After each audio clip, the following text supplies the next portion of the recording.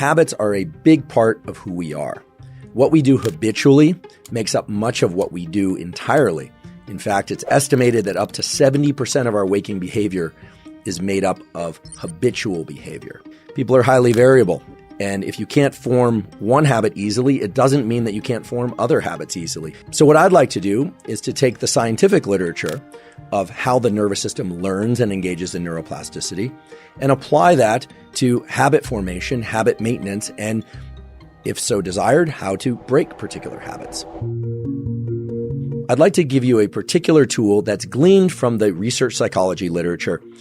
With each repetition of a habit, small changes occur in the cognitive and neural mechanisms associated with procedural memory. So I just want to talk for a second about what procedural memory is.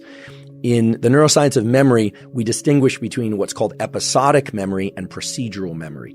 Episodic memory is a recall of a particular set of events that happened, whereas procedural memory is holding in mind the specific sequence of things that need to happen in order for a particular outcome to occur. So think of it like a recipe or a protocol, or if for sake of exercise, it's like sets and reps, or a particular course that you're going to run or cycle, or the number of laps you're going to swim and how you're going to perform it. It's very clear that for anyone trying to adopt new habits, getting into the mindset of procedural memory is very useful for overcoming that barrier that we call limbic friction. How do you do that?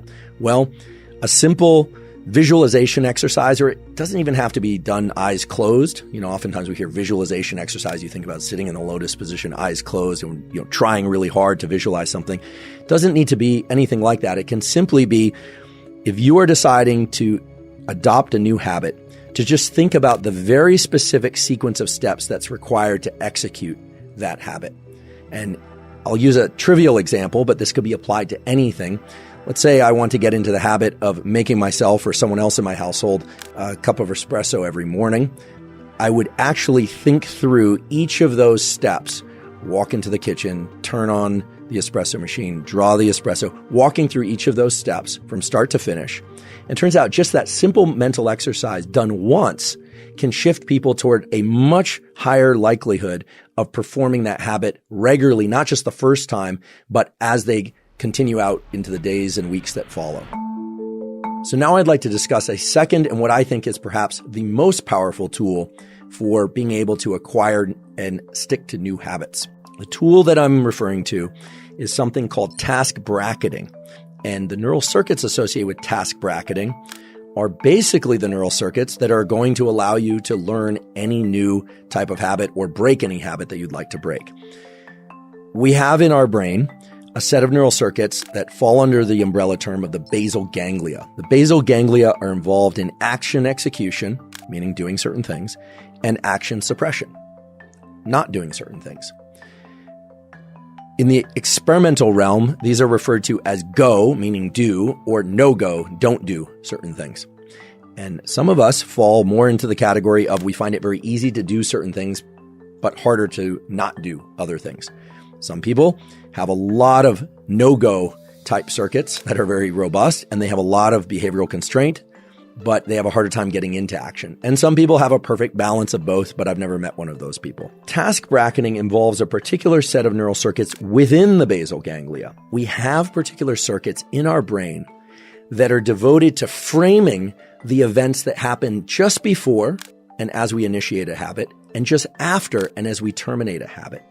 Now, this is very important because task bracketing is what underlies whether or not a habit will be context dependent or not, whether or not it will be strong and likely to occur even if we didn't get a good night's sleep the night before, even if we're feeling distracted, even if we are not feeling like doing something emotionally, or if we are, completely overwhelmed by other events.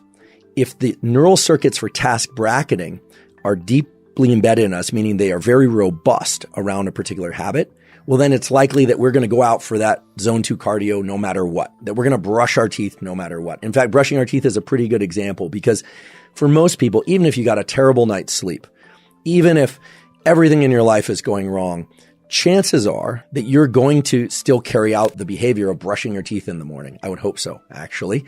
But you are probably less likely to perform particular habits that are not what you deem as necessary. But if you think about it, brushing your teeth, exercise, eating particular foods, maybe engaging socially in particular ways, you are the one that places any kind of value assessment on which ones are essential and which ones are negotiable. So task bracketing sets a neural imprint, a kind of a fingerprint in your brain of this thing has to happen at this particular time of day, so much so that it's reflexive. If you are considering adopting a new habit, or if you are trying to break a habit, it's very useful to think not just about the procedural aspects of what you're going to do, but also think about the events that precede and follow that particular habit and the execution, or at least the effort to execute that habit. What you're doing is you're casting a kind of a spotlight around a bin of time or a set of events for which dopamine can be associated. What does this look like in the practical sense? Well, again, I'll just try and use very simple, concrete examples, but this could carry over to anything. Let's say I were somebody who has a hard time getting in that 30 to 60 minutes of zone 2 cardiovascular exercise mid-morning.